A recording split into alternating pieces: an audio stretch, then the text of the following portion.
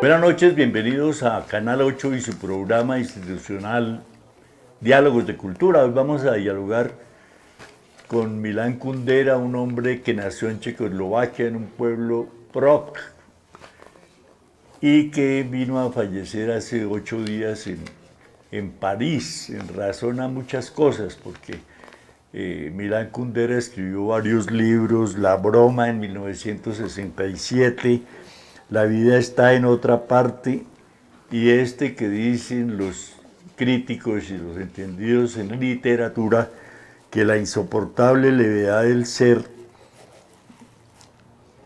es el libro más emblemático de Milan Kundera. Y La lentitud de 1995, esos son los libros más emblemáticos de Milan Kundera. Y otros críticos dicen que debió ser premio Nobel, lo mismo que Borges. Borges debió ser Nobel, no lo fue. Los señores jurados que tienen en Estocolmo el premio Nobel en Suecia, pues no lo consideraron, porque son personajes polémicos, escriben, critican, comentan y de pronto toman partido por la derecha, por la izquierda, por un partido político local o extranjero, y esas cosas los alejan del premio Nobel, porque ellos no quieren sino que la literatura y solo la literatura, a pesar de que la literatura tiene mucho de político, de económico, de social, de cultural, maneja todos los factores que conforman toda una cultura, que más adelante vamos a leer una definición que me parece la más correcta. Pero Milan Kundera tiene una relación con Colombia porque Gabriel García Márquez, Julio Cortázar y Carlos Fuentes, con motivo de la invasión rusa a Polonia, fueron a visitar a Milan Kundera. Y aquí voy a leer la parte del periódico donde encontré esa noticia, pero que ya se conocía, que una vez todos eran temerosos del avión y prefirieron irse el tren de París a Praga, donde encontraron a Milan Kundera. Los escritores latinoamericanos fueron invitados a Checoslovaquia, hoy República Checa. Acuérdense de la balcanización, los países de los Balcanes se dividieron 4 o 5 países en 2 y hasta en 3 países pequeños. Entonces la República Checa se partió, y por eso aquí se habla de Checoslovaquia antes y la República Checa hoy. Debido a la invasión de la Unión Soviética, viajaron desde París hasta Praga en tren por su miedo compartido a volar. Milan Kundera, su anfitrión.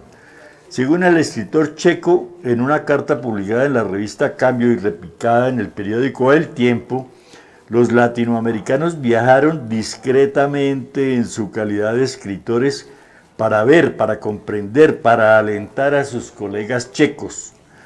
En este texto, el autor de La broma, La vida queda en otra parte y La insoportable levedad del ser, demostró que lo que más le impresionó a la llegada de estos pensadores lejanos de origen, pero cercanos de convicción, fue García Márquez y 100 años de soledad, que leyó con el asombro de quien comprueba certezas y se sorprende con las genialidades externas. Dijo, entre otras cosas, Milan Kundera, que quedó deslumbrado, que 100 años de soledad no era más que la imaginación libre. Bueno, vamos a leer un pequeño fragmento del libro La insoportable levedad del ser.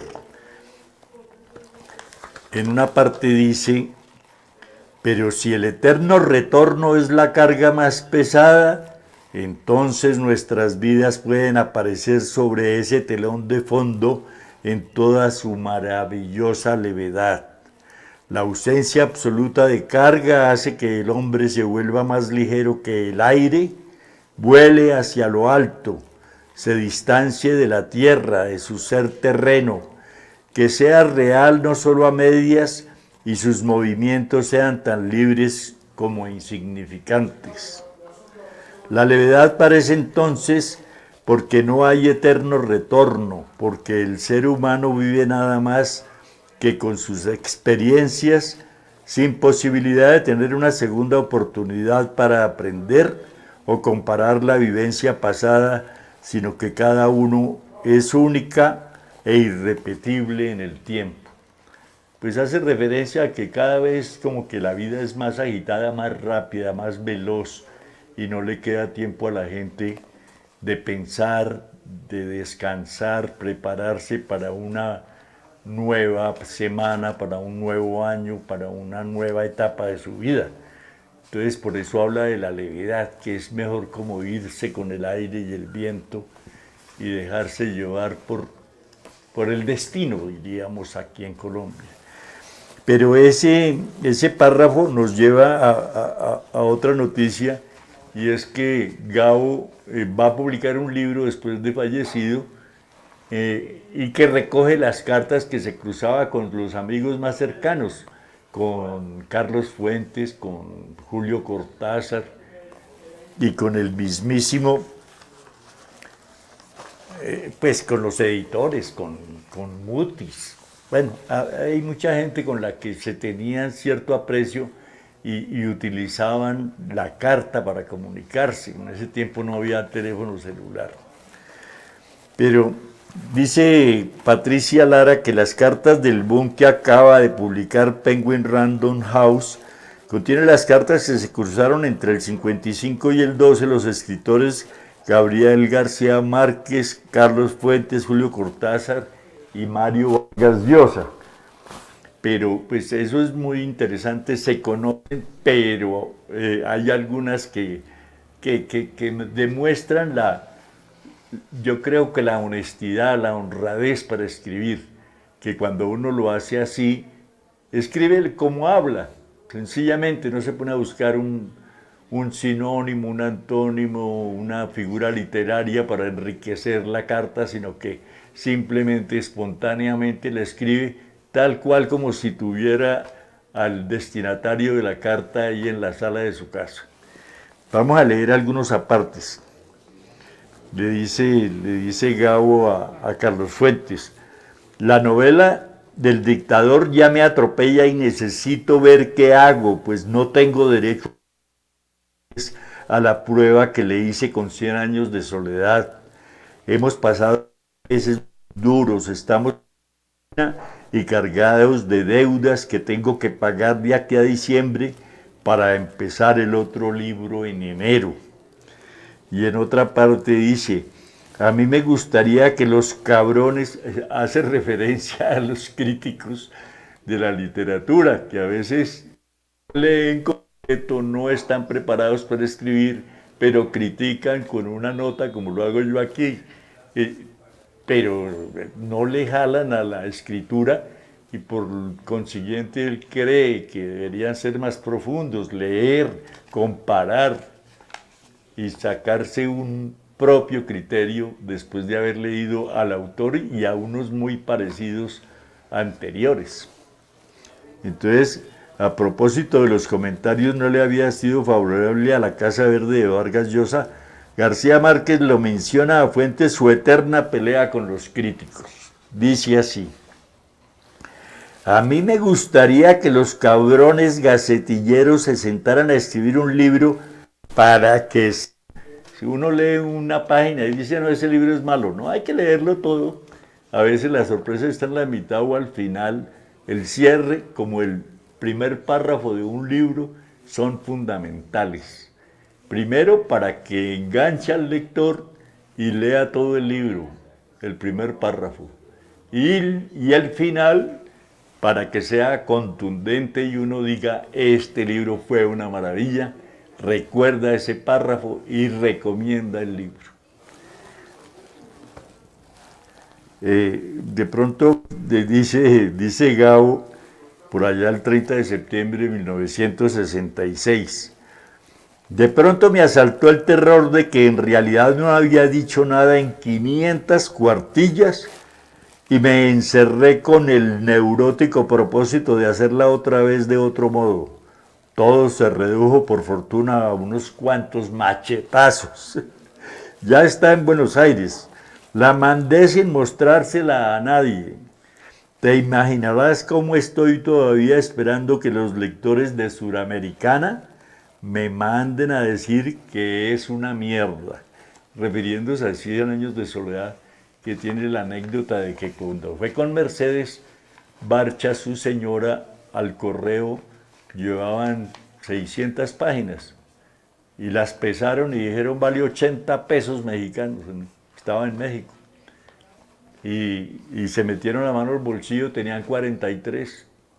Dijo, sácale la mitad de esa vaina y manda la mitad. Y el tipo cogió la mitad, la pesó y dijo, bueno, esto da para 40. Y enviaron, cuando llegaron a la casa, se dieron cuenta de que habían mandado la segunda y no la primera parte del libro de 100 años de soledad. Y dijo Mercedes, ay, Gabo, ahora falta que esa novela sea mala. Y ya endeudados, como decían, había que resolver el problema. Pero la novela para ellos fue excelente. Le mandaron la plata del avance de los honorarios y comenzó a recibir 8.000. Fue el tiraje de la primera edición de 100 años de soledad en el año 67. Y comenzó a venderse, a sacar 20.000, 50.000, 100.000 y después millones y después traducciones, más millones de libros para vender de 100 años de soledad de Gabo. Hasta que le llegan la gloria y la plata, pero el miedo sigue, él comentándole a Carlos Fuentes. 100 años sigue vendiéndose como salchichas. La editorial suramericana me ha resultado estupenda, me liquidan mis sustanciosos derechos con una religiosidad asombrosa y eso me está permitiendo hacer a largo plazo los planes europeos que estaban previstos como cortos y estrechos. Mercedes, con su vieja sabiduría egipcia, lo ve y no lo cree. Yo simplemente estoy asustado, aunque trate de que no se me note. O sea, la fama llega y uno como que no está preparado y tiene que aprender a que la firma, el autógrafo, la foto, el libro, el comentario, todo el mundo le manda libros para que le haga el prólogo, en fin. Pero es interesante la nota porque, como decía al principio, escribe como piensa en el momento, espontáneamente, como si tuviera al destinatario de la carta ahí mismísimo en su casa. Y eso lo comparo con Milán Kundera, que dice que le encantó 100 años de soledad. Entonces, pues pasen la tumba de Kundera, un gran escritor checo, salió con motivos de las críticas al régimen y se fue para París, y por eso habla en una novela del exilio, de que tener que abandonar su patria físicamente, pero mentalmente siguen allá metidos, vinculados y hablando del Estado, hablando de la forma en que se invadió a Polonia por Rusia y ellos temerosos de que continúen. Hoy tenemos el caso de Rusia-Ucrania, algo muy parecido. Y algo muy parecido también porque Héctor Abad Faciolince estaba con una periodista rusa y una ucraniana, perdón, y una colombiana en una ciudad que fue objetivo, dicen que equivocadamente, pero otros dicen que no, porque ahí se reunían los intelectuales que iban como a hacer el boicot al ataque ruso, a través de la literatura, a través del periodismo. Y la periodista ucraniana lamentablemente falleció después de haber recibido unos impactos de fragmentos de un misil que mandaron los rusos. Entonces como que se repite la historia, los escritores, en este caso latinoamericanos, Carlos Fuentes, Julio Cortázar y Gabriel García Márquez van a Praga a visitar a Milán Kundera y a mirar cuál es el propósito de Rusia con la invasión a Polonia. Y estos fueron cuál fue el propósito de Rusia con motivo de la invasión a Ucrania y también fueron en esta oportunidad víctimas. Afortunadamente Héctor Abad no recibió unos impactos menores que no le ocasionaron grandes problemas. Pero eso ha pasado con ese vínculo Latinoamérica-Europa oriental sobre todo. Les dije que había que hacer una definición de lo que es la cultura, y esta me parece muy acertada porque uno siempre que habla de cultura y le preguntan, y bueno, ¿y para ti qué es la cultura? No, la cultura es todo, es todo, es todo, es todo, todo, todo. Pero no se atreve a decir, bueno, son las bellas artes, la música, la pintura, la escultura, la arquitectura, el teatro, la literatura. ¿Qué más es cultura? Oigan lo que dice esta gestora cultural, que fue premio a la vida y obra de la Secretaría de Cultura, Recreación y Deporte, Berta Quintero. La cultura para mí representa la sociedad entera y está conformada por los sistemas económicos, la organización social, las expresiones artísticas, el patrimonio, las formas de pensamiento, los comportamientos, los usos y las costumbres, y las artes como expresiones libres de sentimientos y presiones, y son el reflejo del país a través de las cuales las diferentes poblaciones afirman sus identidades, se identifican con los territorios y construyen ciudadanías. Las artes pueden ser una herramienta importante en la transformación de las comunidades como mecanismos de cohesión social, movilización y concientización sobre las diferentes problemáticas. En Colombia las manifestaciones artísticas se han convertido en una vitrina importante que da cuenta del nivel de desarrollo del país, mostrando la capacidad creadora e innovadora de los artistas en todas las disciplinas, cuyas prácticas pueden coadyuvar en la transformación de una cultura de la violencia hacia una cultura de paz. Entonces, esta es una definición que me gusta porque sí explica por qué. Dice, en todas las áreas se encuentran mínimos aportes a la cultura, pero de entre todos forma una cultura que nos da identidad, que nos genera sentido de pertenencia y que la gente se siente orgullosa de ser colombiano, de tener representantes en la música moderna como Shakira, como Juanes, como Carlos Vives. Pero también teníamos a Sonia Osorio, una mujer con un ballet, danza de cumbia, de mapalé, de son, de porro, pero también de música llanera, música de bambuco, pasillo, torbellino, de todas las expresiones, que es una muestra también de cultura de la Colombia a través de la danza. Entonces, me parece que esta definición es la más acertada que he escuchado y que he leído y que vale la pena tenerla en cuenta para que a la hora de financiar esas cosas, dice, bueno, está bien que haya teatro, que haya danza, claro, música, perfecto, que haya arquitectura, que se conserve el patrimonio también. Entonces el patrimonio no tiene que estar por allá olvidado, la cultura bien olvidada con un bajo presupuesto. En este momento no tenemos ni ministro de cultura, pero debe dársele al patrimonio también algún relieve. Nosotros tenemos el caso de Simón Bolívar, le robaron la placa hace 7 años y no volvió a aparecer. Y las administraciones descuidadas. A Berto Lleras también le quitaron la placa y no volvió a aparecer. Se incendiaron unas casas en el Parque Santander y ojalá que no vayan a cometer un error haciendo un edificio de centro comercial que no tenga nada que ver con el entorno arquitectónico del Parque de Santander. Tienen que conservar la fachada del estilo colonial español que tiene la casa de los señores Parra, por ejemplo, que ahora tiene un bonito mural ahí donde está en el Puente del Común, están las iglesias parroquial de Santa Lucía y la Valvanera, está un indígena que representa el resguardo indígena.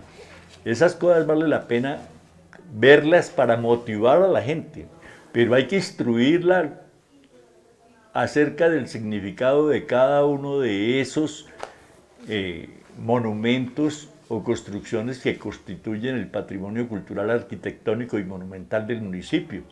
Y hay personas que saben de ese tema y hacen paseos del patrimonio, hacen apropiación social del patrimonio cultural de Chía. Y hay que enseñarle a través de las juntas de acción comunal, de los consejos de administración de todos los edificios y conjuntos sometidos al régimen de propiedad horizontal, para que tengan lo que dice esta gestora cultural, apropiación, identidad, sentido de pertenencia, que se sientan orgullosos de vivir en Chía, que conozcan el Puente del Común, el Castillo de Morroquín, la estación del tren, el Instituto Caro y Cuervo, el resguardo indígena, que redescubran la cueva del Moán. Todo eso, y no solamente lo arquitectónico y monumental, sino lo inmaterial, las costumbres, lo ancestral, las artesanías, la forma de vestir de los muiscas. Eso hay que conservarlo, la lengua. Muy importante que la lengua se conserve. Todo eso tiene que ver con la definición que da nuestra amiga gestora cultural Berta Quintero, relatora del Grupo de Cultura en la Constituyente del 91. Es una mujer que sabe, que entiende, y deberíamos tener en cuenta esa definición para que a través de la Casa de la Cultura se apoyen todas esas manifestaciones culturales. Yo no sé si alcanzamos en esta primera parte del programa a leer algo de que también hace parte de la cultura, y es que entendamos que tenemos una cultura ciudadana que tiene que ver con el comportamiento de los ciudadanos que conformamos la comunidad de Chía. Entonces vamos a iniciar una serie de tips, como dicen los muchachos ahora, o de consejos o de lecturas acerca de cómo debemos comportarnos frente a las decisiones del Estado. Tenemos que saber cómo funciona el Estado para que podamos elegir por los mejores. Pero hoy se me ocurrió traer El equilibrio de los tres poderes, un artículo que apareció en una revista Daines, y que para empezar dice: la triple división del poder público surgió como un sistema encaminado a contrarrestar la omnipotencia de los reyes. Omnipotente es decir, el poder soy yo, como decía Luis XIV, l'état c'est moi, el Estado soy yo. Y no hay tal, en una democracia el Estado somos todos. Investidos de una soberanía de naturaleza divina, los monarcas ejercían un mando absoluto. Lo mismo dictaban disposiciones generales sobre tributos, que declaraban la guerra a otras naciones o castigaban los delitos. Contra esa potestad ilimitada que se desbordaba en desafueros e inequidades, se abrieron paso la tesis republicana que había conferido a citarlo en el caso 1956, un aristócrata inglés, James Harrington, publicó un libro titulado Oceana, configuración utópica de un país insular semejante a su patria, regido por un gobierno de su propia creación, que el autor disentía del estilo y los actos despóticos de Oliver a la monarquía. Eso ya lo hicieron los franceses. Acabaron con la monarquía y establecieron la república. El tema concebido en su obra consiste, según sus propias palabras, en una república equitativa que se levanta sobre tres órdenes: el Senado, que discute y propone; el pueblo, que resuelve mediante votación; y la magistratura, que ejecuta. Un Estado así, distribuido en tres órganos operativos, ya había sido esbozado en las leyes de Platón y rediseñado por Aristóteles. Polibio atribuye a similares características la solidez de las instituciones romanas. Casi 40 años más tarde, otro inglés, John Locke, volvió a formular la teoría de los tres poderes, proponiendo además del legislativo y el ejecutivo uno llamado federativo, destinado a atender las relaciones exteriores. Dentro de ese juego de competencias, la primacía estaba asignada al Parlamento, dotado de las facultades de dirección y veto sobre las funciones.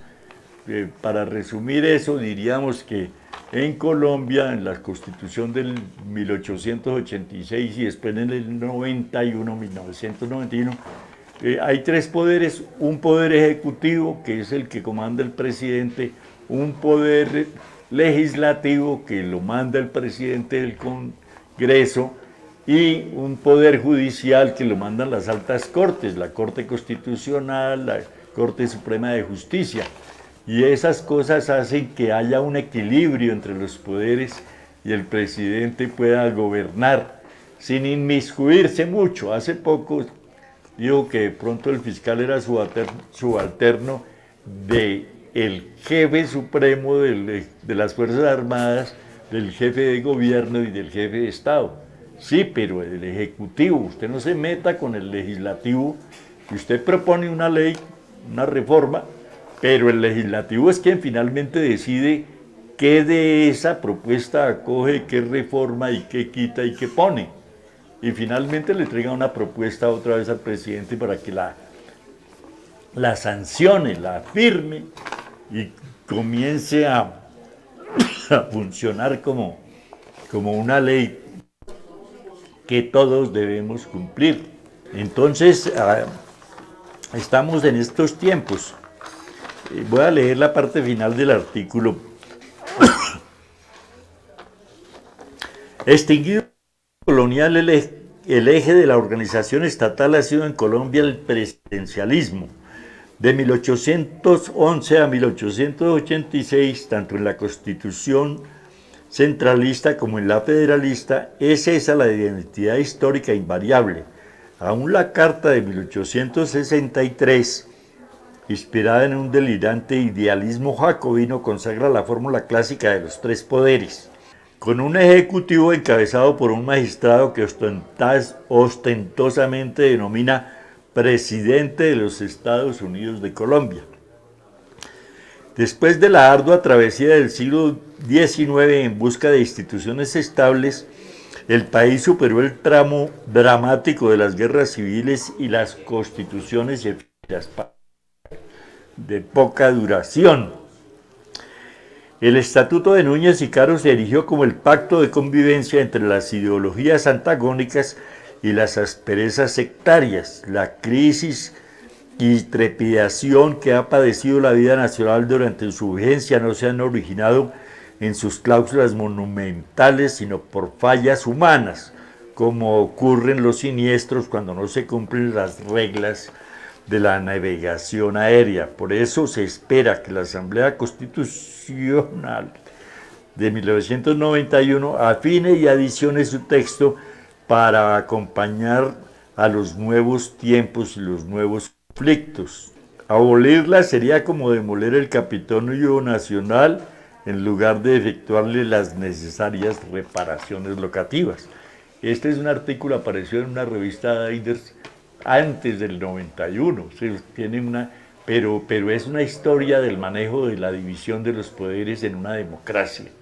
Y tenemos que aprender de esto para que no nos acusemos a uno de presentar una reforma que es inviable, es insostenible, y a otros de quitarle lo esencial al proyecto y volverla trizas, como dicen algunas personas. No, de lo que se trata es de convivir los tres poderes por el bien de todos los colombianos. Esa es la idea.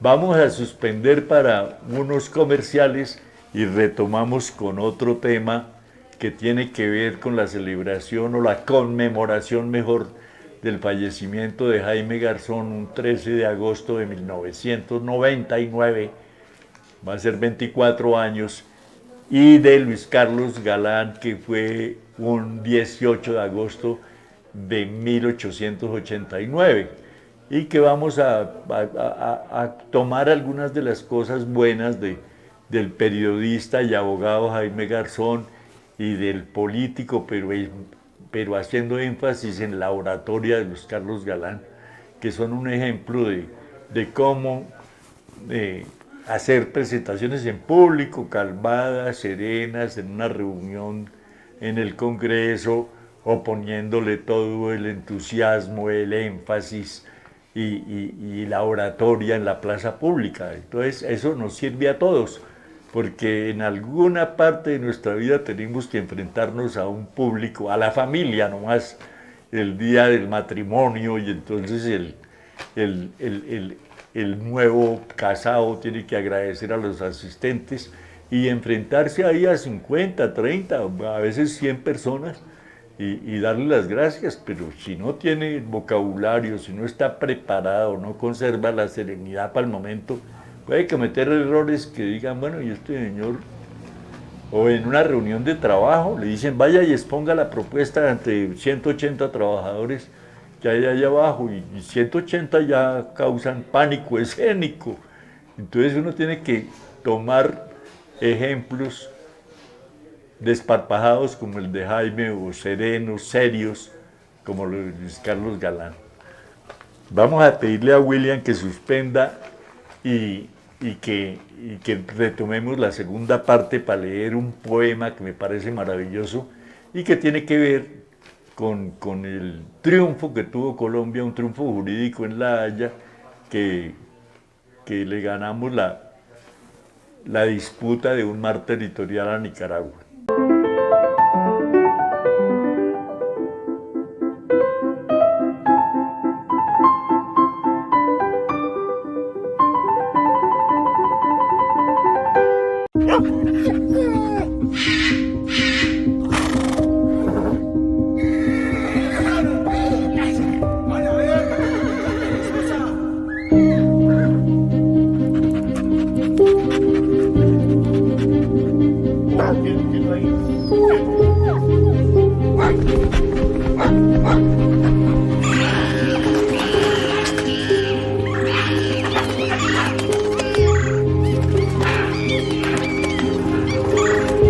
A diario miles de animales sufren maltrato físico y emocional grave. El cautiverio, la violencia física y el abandono pueden provocar su muerte.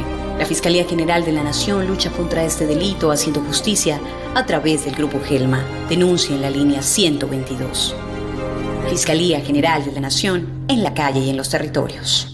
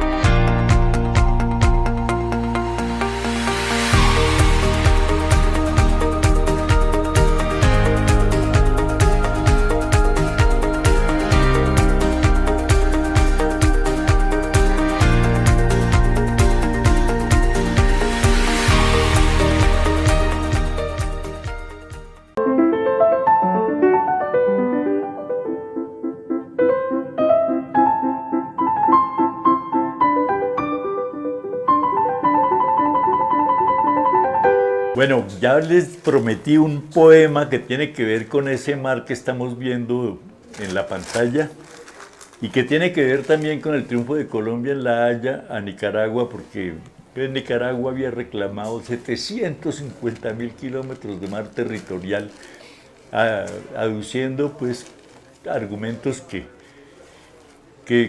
era miedoso en el sentido de que si se ampliaban las 200 millas de mar territorial que tenemos todos los países del mundo y se ampliara, casi que nos cogía San Andrés, Santa Catalina y todo el archipiélago.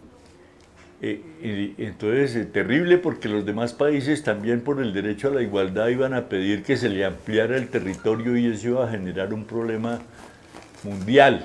Entonces, pues la Corte en su sabiduría dijo, Colombia tiene razón, no es posible que se le sea... Y ahora continúan las negociaciones, ¿no? La diplomacia es mejor que la guerra, que la disputa, que la controversia, que lo que llamamos ahora polarización al interior y al exterior del país. Entonces lo mejor es negociar.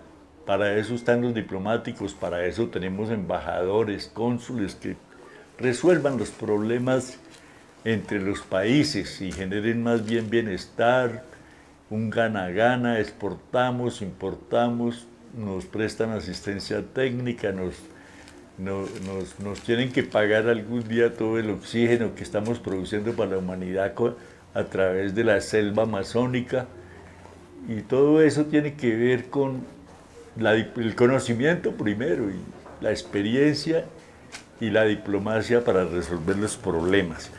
Entonces se me ha ocurrido, para celebrar ese triunfo de Colombia en La Haya, que no es de este gobierno, es una pelea desde el año 2010, o sea, han pasado 12 años, 3 gobiernos y lo que va de este, en que unos equipos jurídicos y asesores de la mejor calidad han hecho que obtengamos este triunfo. Dice así: cuento de mar.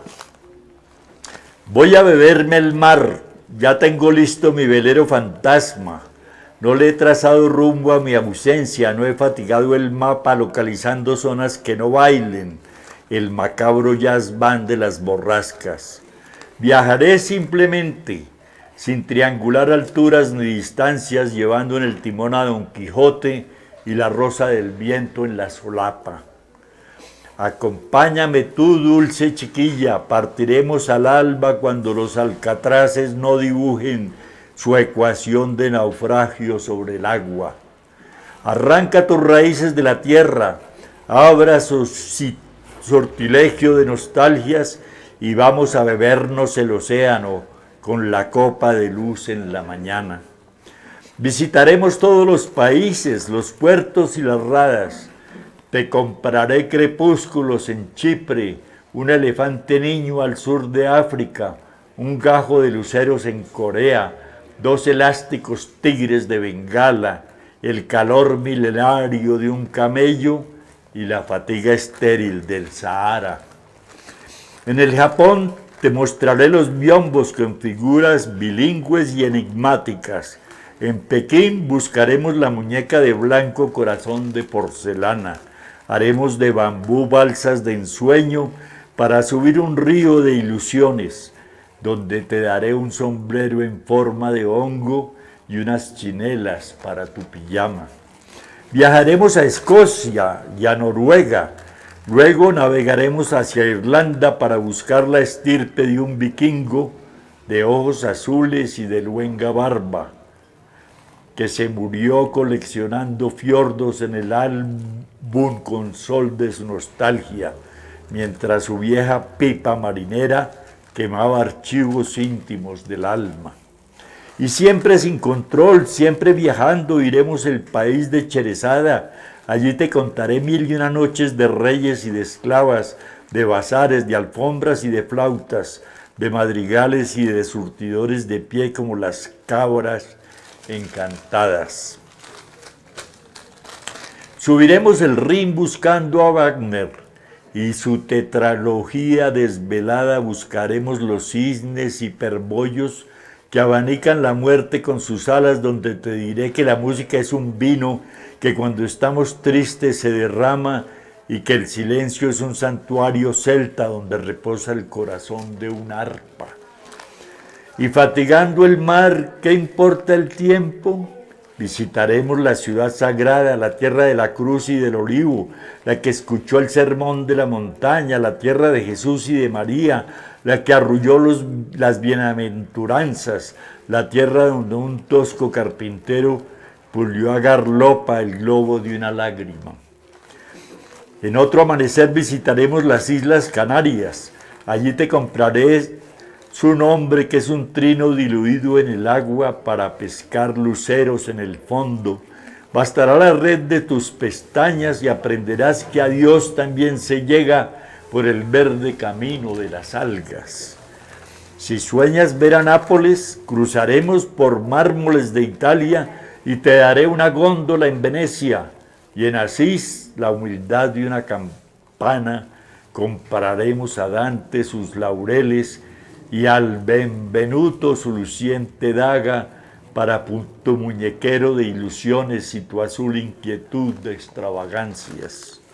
Buscaremos ositos en Siberia, Rutas de Manzanilla al sur de España, la sombra adolescente de Platero, la capa de Unamuno en Salamanca, la fatiga inmortal de Rocinante, el dardo de amor clavado en Ávila, la morena ascendencia del Cachorro y el llanto de Boabil sobre Granada. Y cuando tengas sueño, mi pequeña, cuando te canses de medir distancias y no quieras viajar a la deriva, con la estrella polar a las espaldas, te arrullaré, mientras mi vieja pipa marinera que compré a un bucanero en Samarcanda quema frente a la noche de tus ojos mi viejo contrabando de nostalgias. Bueno, ese es un tributo a nuestro mar, que no hemos aprovechado en toda su inmensidad.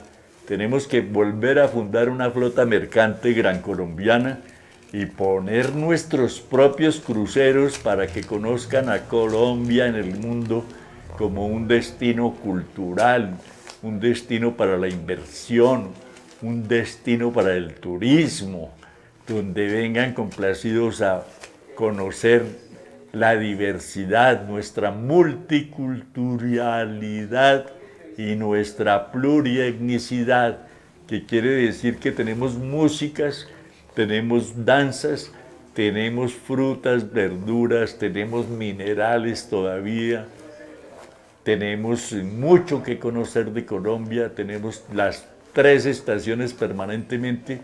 Uno puede salir de Bogotá y estar en Fusagasugá a 6, 7 grados más, o ir hasta Napoima,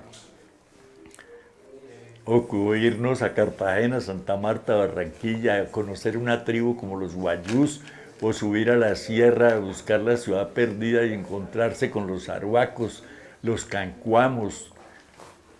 Una maravilla, este país es súper diverso. Ahora están los emberacatíos están permitiendo que los blanquitos, los hermanos menores, como nos denominan ellos, los visitemos en su territorio y aprendamos todo lo ancestral que tienen que mostrar al mundo, desde su forma de vestir, sus ritos, sus mitos, sus leyendas.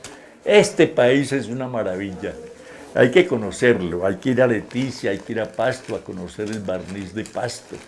Hay que ir a oír los alabados y las chirimías en el Chocó, en el Valle, en el Cauca. Conocer la gastronomía de este país es una maravilla. Entonces, este poema tiene que ver con todo eso, con el rescate del mar para beneficio de todos. El mar es el futuro gastronómico del mundo. Allá vamos a producir, estamos sembrando algas en San Andrés. Tenemos una reserva que se llama Sea Flower para garantizar que esas especies marinas se conserven. Todo eso tiene que ver. Yo tengo que despedirme y decirles que el 11 haremos un homenaje a Jaime Garzón y el 18 a Luis Carlos Galán en la biblioteca, que ya nos dio el asentimiento, pero necesitamos que vaya a la comunidad y que aprenda de eso, que queremos un abogado que nos diga qué es lesa humanidad, por qué esos crímenes que dicen de Estado que mataron a Jaime y a Luis Carlos no se han definido. Hay unos condenados, sí, pero dicen, como preguntan los damnificados de la violencia en Colombia, ¿y quién dio la orden? Porque es que dar la orden es terrible. Mire, les voy a pasar este datico. La bomba atómica que hizo un ingeniero Oppenheimer se probó en 1945, pero la mandaron primero la de Nagasaki y la de Hiroshima. La bomba Little Boy fue lanzada sobre Hiroshima el 6 de agosto de 1945, o sea, 55 y 23, 78 años hace que destrozaron a Hiroshima una bomba Little Boy, imagínense. Y el 9 de agosto del 45, otra bomba, la Fat Man, fue lanzada sobre Nagasaki. Entonces, esas guerras no dejan nada bueno. El tipo dice que la mandó, Oppenheimer, autorizó y el presidente que estaba encargado ahí dijo que sí, que la mandaran. Pero era una forma de acabar con la guerra, es decir, si nos matamos a tiro de fusil unos a otros nos vamos a acabar. Pero si le demostramos que hay una fuerza muy grande que puede hacer gran daño a la humanidad, pues todo el mundo paró la guerra, dijeron no, detente, no más. Japón bajó la cabeza, lo invadió prácticamente Estados Unidos, estaba el emperador allá, pero quien daba las órdenes era MacArthur, el general norteamericano.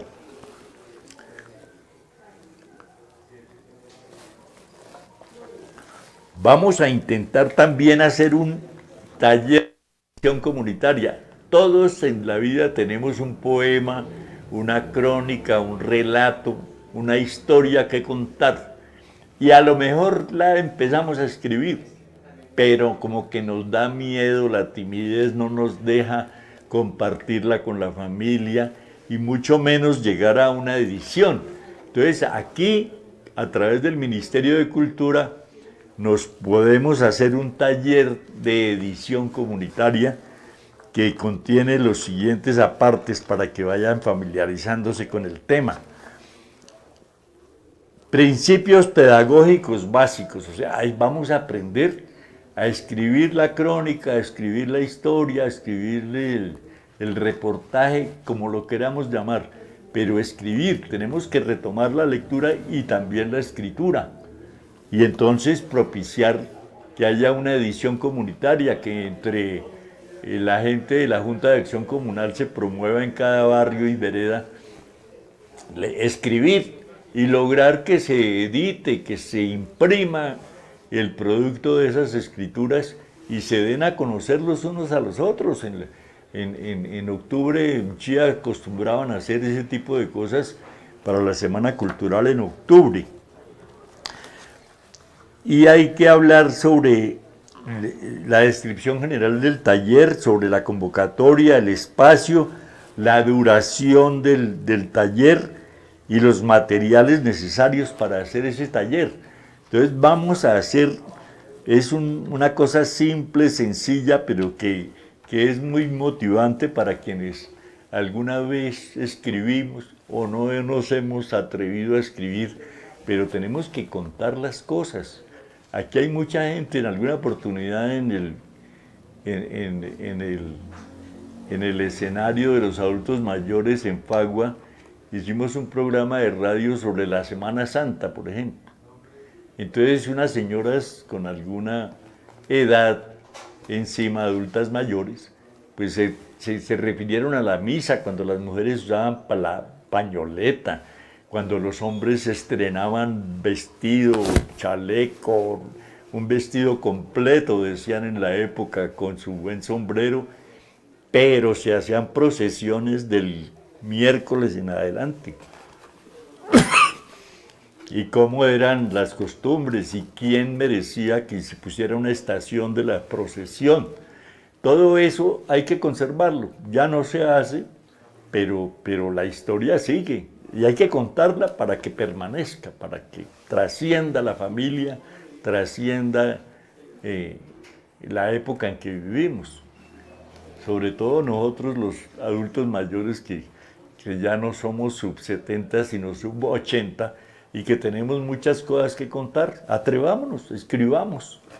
Vamos a empezar en el próximo programa de Diálogos de Cultura este taller, y después lo vamos a hacer en la biblioteca o en las juntas de acción comunal, en los consejos de administración de los edificios y urbanizaciones sometidas al régimen de propiedad horizontal, para que todos contemos, escribamos, y habrá una persona que haga la corrección de estilo, otra que haga la edición y otro consejo que diga este se aprueba, este también, esto se publica. Y hagamos patria a través de esas historias familiares, y hay muchas experiencias que contar y que compartir. Muchas gracias por su atención y los esperamos el próximo miércoles a las 8 de la noche por el canal 8.